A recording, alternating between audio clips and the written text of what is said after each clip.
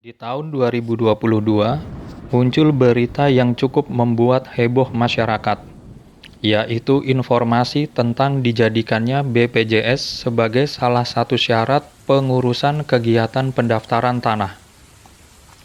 Kehebohan kabar tersebut kemudian diperkuat dengan kembali diberitakannya bahwa BPJS akan menjadi salah satu syarat layanan publik di kepolisian seperti pengurusan SIM, STNK, dan juga SKCK.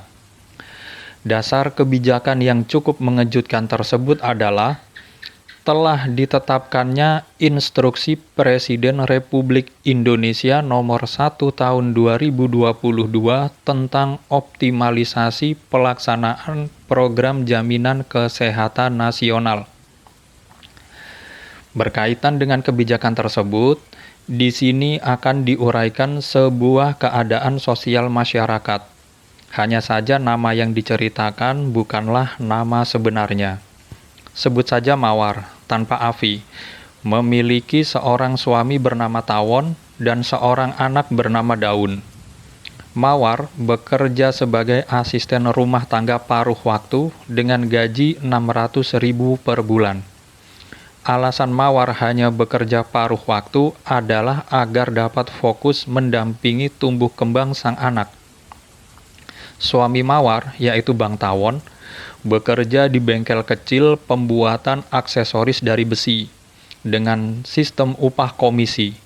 Artinya, ketika bengkel sedang tidak ada pesanan produk, Bang Tawon tidak ada kerjaan juga tidak ada pemasukan. Jadi kalau di rata-rata per bulan, penghasilan stabil mereka sebesar 1,5 jutaan.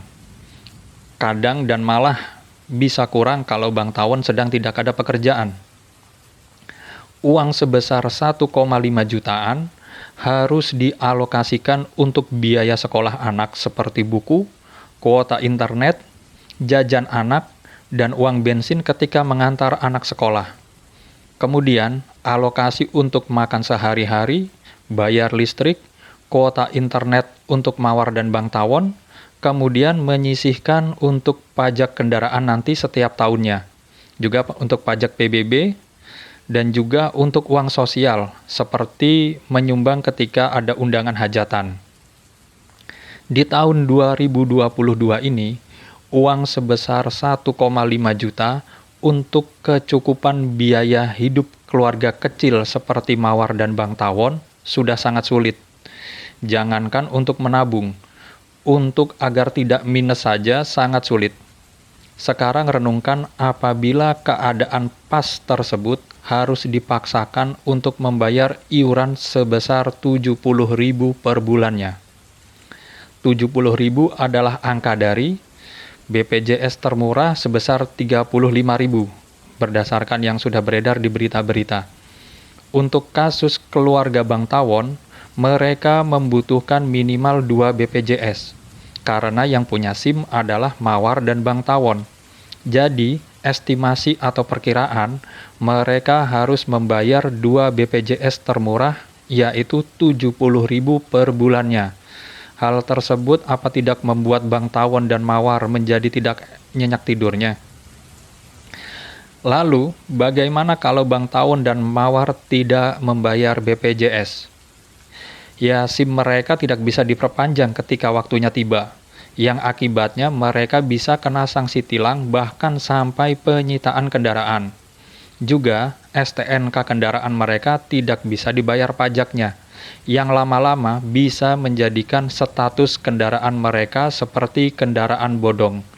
Jadi mau tidak mau, mereka harus bayar BPJS. Lalu keadaan lain, kita sebut saja bukan nama sebenarnya, yaitu Bang Ijuk. Bang Ijuk berprofesi sebagai tukang bangunan, memiliki 2 anak dan istri yang tidak bekerja.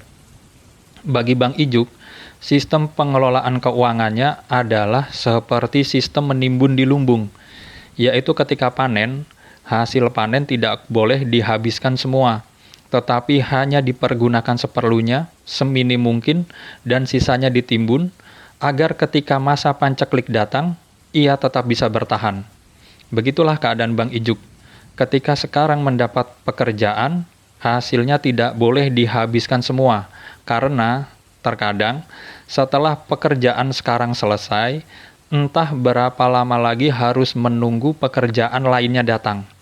Coba renungkan, untuk keadaan seperti Bang Ijuk ini, kalau harus membayar iuran rutin setiap bulan, apa tidak pusing?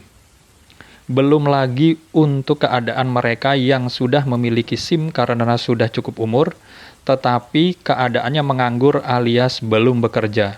Bagaimana mereka bisa membayar iuran tetap per bulan?